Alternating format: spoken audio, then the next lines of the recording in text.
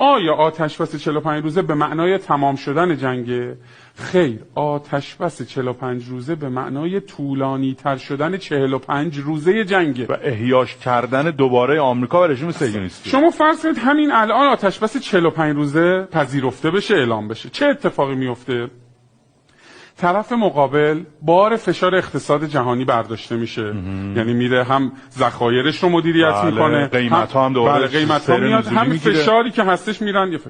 دو، تجهیزاتشون امروز به مرحله استفاده از ذخایر راهبردی رسیده که هشدار دارن میدن برخی از مقامات آمریکا که ما در برابر چین که اصل ماجرامون اون بود، داریم ذخایر راهبردیمون رو از دست میدیم برای اینکه با ایران سرشاخ شدیم.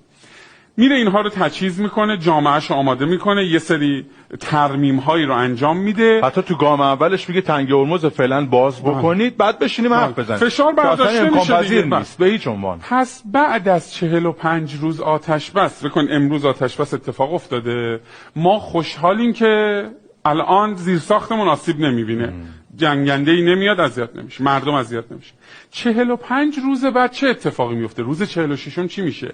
همونی که امروز زیرساخت ما رو زد تجهیز شده تر، با فشار چند برابر میشه و با فشار کمتر. الان علت این که داد میزنه که اگه این کارو نکنید من نیروگاهتون رو میزنم و نیروگاه رو نمیزنه، اینه که یه اهرم فشاری وجود داره، روی اون فشار وارده.